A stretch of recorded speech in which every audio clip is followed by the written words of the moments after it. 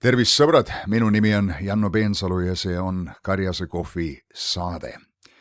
Ja ma tuletan teile jälle värskelt meelde, et issand on hea ja tema heldus kestab igavesti ja tema ustavus põlvest põlve, mis tähendab, et see kõik kestab täna. Alati ei ole meie päevad võrdselt head, aga Jumal on jätkuvalt hea ja issanda headus tulgu esile ka sinu elus sellel päeval. Amen. Üks tähtsatest asjadest meie elus on meie usutunnistus. Vahest me räägime inimestega, ma ei tea, tänavatel või kus iganes, võib-olla jagame neile mõne traktaadi, nad näevad, et keegi usuinimene läheneb neile ja vahest mõni inimene ütleb, et oi, ei, see mind ei huvita, ma ei ole usklik. Ja ma alati tahaks naerda selle peale, sest ma mõtlen, iga inimene siin maa peal vajab usku, et eksisteerida. Ilma usuta elu oleks võimatu. Kui seesama inimene, kes ütleb, et ta ei ole usklik, ei usuks ühtegi sõna, mida tema ema ütleb. Tema ema ei usuks ühtegi sõna, mida tema ütleb. Või seesama käib ükskõik millises suhtes, abielu suhtes, sõprade suhtes, sa ei usu ühtegi toodet, sa ei usu, et toit sind toidab, jooks sind janu rahuldab. Sa ei usu millegisse, elu ei oleks võimalik, nii et me kõik kasutame usku iga päev. Inimesed lähevad kooliklassi. Nad ei tšekka seda tooli, mille peale nad istuvad, kas see ikka kannab mind, nad lihtsalt istuvad usus. Me valame piima välja sellest karbist ja hakkame kohe jooma. Me ei testi asju, me kasutame usku iga päev. Võib-olla küsimus on, et kas me usume Jumalasse, see on see küsimus. Aga kui me usume temasse, siis on üks oluline komponent selle usu toimimise juures meie usutunnistus. Ja Paulus puudutab seda mitmeti kirjas roomlastele. Me oleme tuttavad 10. peatükis, kus öeldakse, et kui sa oma suuga tunnistad, et Jeesus Kristus on issand ja oma südames usud, et Jumal on tema surnust üles äratanud, mis tähendab seda, et ta elab, Jeesus elab, siis sa saad õndsaks, saad päästetud. Nii et südameusk ja suutunnistus toob midagi esile vaimumaailmast sinu ellu.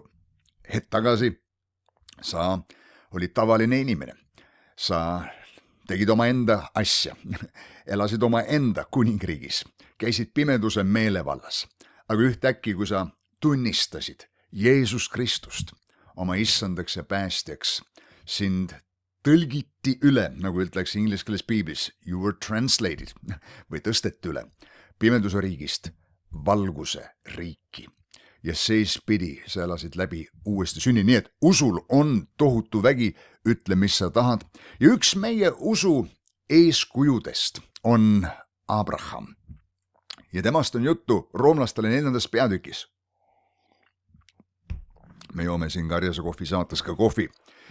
Ja salmis 16 on juttu Abrahamist ja Paulus ütleb siin niimoodi, sellepärast on see usust, et see oleks armust, et tõotus oleks kindel kogu soole, mitte üksnes sellele, mis on pärit käsust, vaid sellele, mis on pärit Abrahami usust. Pane tähele, mingid asjad olid juhtunud Abrahami usu tõttu. See on see, mida piibel meile siin ütleb. Kes on meie kõikide isa? Vau! Abrahami usul ja tegevusel on mingi seos, et sina ja mina oleme täna Jumala juures tema kuningriigis. Ma loen siit edasi, salmis 17.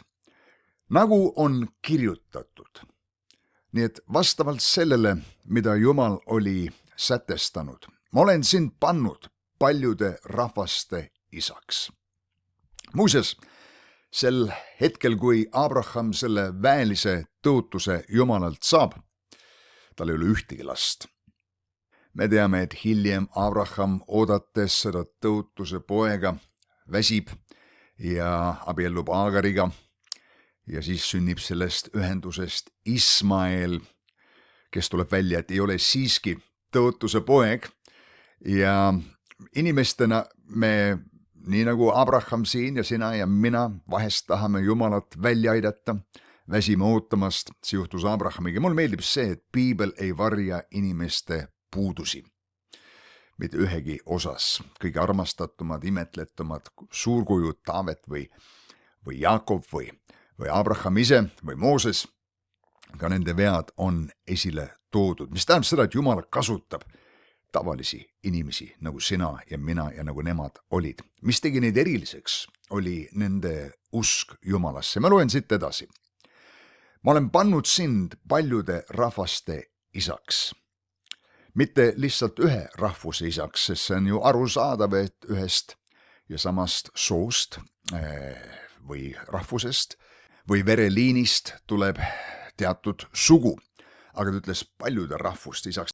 Nii et Abrahamist esile tulnud rahvuse läbi Jumal toob esile Jeesuse Kristuse Messia, mille tõttu siis tõepoolest Abraham on saanud paljude rahvaste isaks, sest paljudest rahvustest ju inimesed on pöördunud Jumala poole ja saanud Jumala lapsiks ja sellega ka, nagu loeme, Abrahami lapsiks. Selle Jumala ees või nii nagu üks talle ütleb, selle Jumala moodi, keda ta uskus. Ja pane tähele, mida Jumal ütleb selle Jumala tegevuse kohta, kes teeb elavaks surnud ja kutsub esile olematud asju otse kui olevaid. See on täpselt see, mida Jumal tegi loomises. Valgus saagu. Või nagu mõned teoloogid ütlevad, isegi täpsem tõlge oleks valgus ole. Valgus tule esile. Mida iganes Jumal lõi, Jumal tegi seda oma sõna läbi, rääkides sõnu olemisse. Ja muuseas, Jumal on loonud inimese omaenda näo sarnaseks. Ja üks piiblitõlge, aramea piiblitõlge, ütleb, et kui Jumal hingas oma vaimu inimesse, siis inimene sai rääkivaks vaimuks, teistsuguseks kõigest muust loodust, et Jumal andis ka inimesele selle loova väe tema sõnades, et inimene võib tunnistada oma suuga asju välja, rääkida asju esile ja sõnad on loov vägi.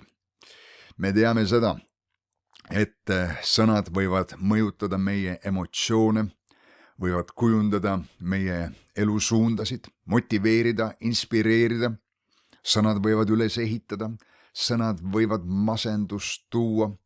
Sõnadel on vägi ka mateeria üle. Jeesus rääkis viigipuule, ta rääkis merelainetele ja lõpuks rääkis surnud mehele Laatsarusele, kes oli 4 päeva hauas olnud ja kõik rakud tema ihus olid surnud. Ometi, kui Jumala sõna, mille kohta piibel ütleb, on elav ja vägev, olid räägitud üle Laatsaruse elu ja ihu, see ihu sai jälle elavaks. Muuseas, kui piibel ütleb, et Jumala sõna on elav ja vägev, see sõna vägev on mõnes tõlkes tõlgitud ka kui aktiivne või inglise keeles active, mis tähendab seda, et Jumala sõna on valmis tegutsema, aktiivne. Ta lihtsalt otsib suunda.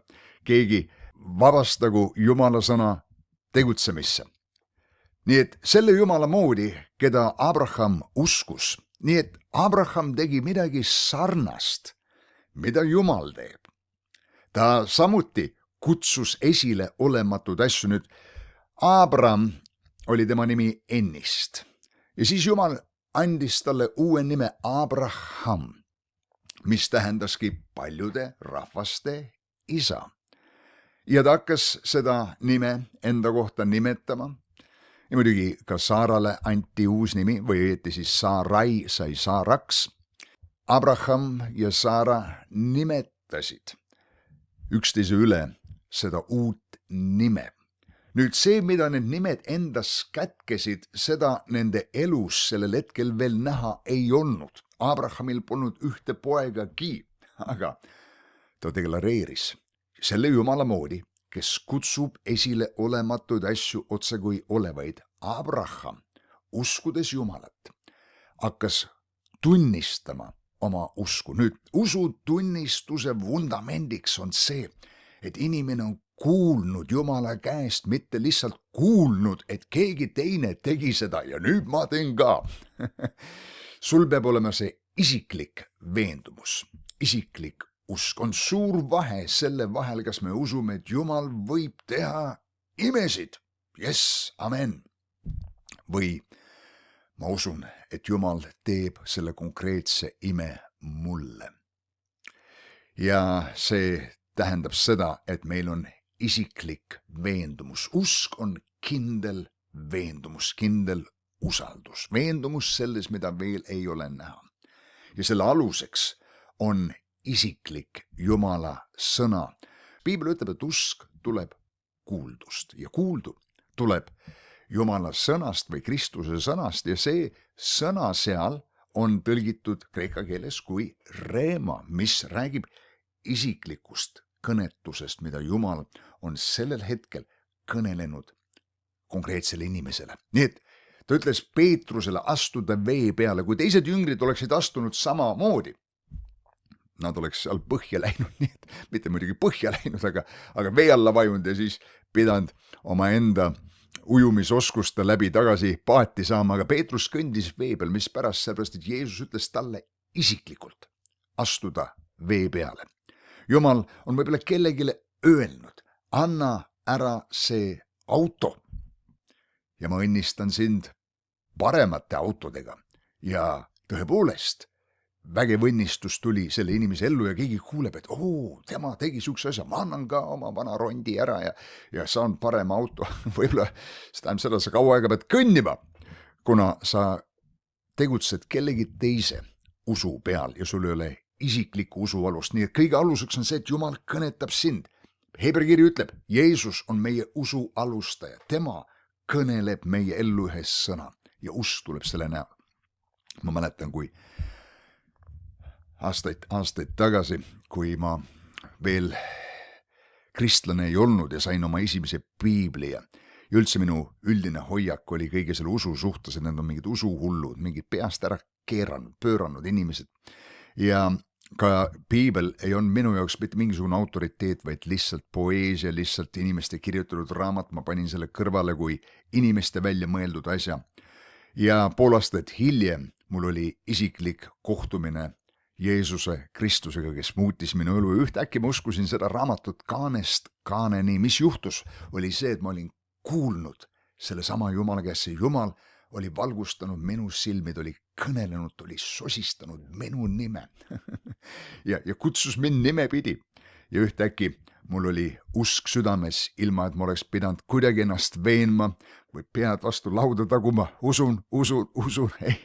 Lihtsalt usk oli tulnud. Jumal oli mind kõnetanud ja Abrahami kõnetas ka Jumal. Nii et sõber, enne kui sa asud usus asju tegema, nagu mõni ütleb, et nüüd palvetati sinu eest, viska need prillid ära või viska need arstirohud ära, viska see kark kõrvalt ära, astu välja ratastoolist. Kui sa teed usuteo ilma usuta, siis sa saad haiget. Midagi juhtub, mis on häbiväärne. Kõige aluseks on Jumala sõna, mida Jumal on kõnelenud sulle. Nii nagu Jumal kõneles piiskop Märt Vähile alustada Lootuse küla ja sellepärast see sõna on teda kandnud läbi kõigist nendest keerulistest faasidest.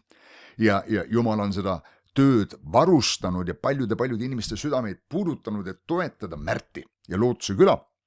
Aga selle aluseks oli sõna Jumala käest. Ja siis, kui meil on isiklik sõna, usk tuleb iseenesest ja nüüd meie osa on seda usku deklareerida, tunnistada, välja öelda ja see tegudesse panna. See on täpselt see, mida Abraham siin tegi. Piibel ütleb siin edasi salmis 18, et ta uskus üle lootuse, mis tähendab seda, et tema füüsiline olukord ei olnud kiita, ütleme niimoodi.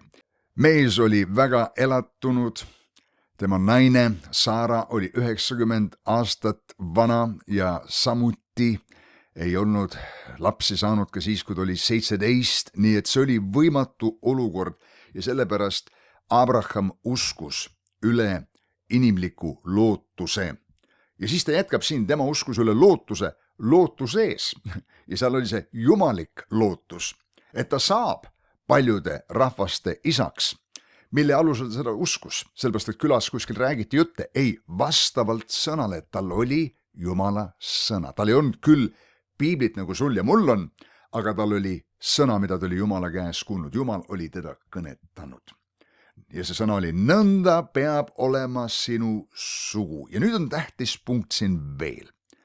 19. salm. Ja ta ei läinud usus nõdraks, mis tähendab seda, et kui sa seisad usus, isegi kui Jumal on sulle midagi öelnud, sinu usku katsutakse läbi, asjad venivad, olukorrad tulevad sinu vastu, teinekord on asjad risti vastu, nii nagu Joosep, tal on visioon, nägemus Jumalalt, see on üks viis, kuidas Jumal meid kõnetab, aga elu läheb aastaid teistpidi.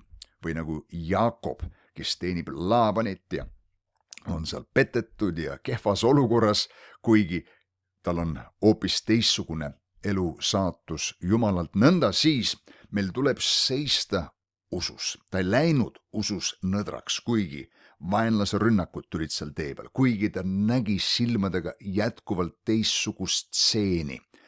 Ja see on see, et paljud inimesed usuvad siis, kui nad näevad. Tõelised usklikud usuvad selle najal, et Jumal on kõnetanud mind, mulle sellest piisab. Jeesus ütles, lähme üle teisele poole järve. Ja siin vahepeal võib tulla torm või pussnuge taevast alla sadade või see vesi võib ära aurustada, mul vahet pole või mis orkaanid või tormid või tornaadod siit üle käivad, kui Jumal ütles, Jeesus ütles meile, et me lähme üle teise poole järve, ega öelnud, et me lähme keset järve ja upume seal ära ja seal me vajume põhja, vaid ütles, me lähme üle teise poole järve, siis Jumala sõna ei saa jääda valeks.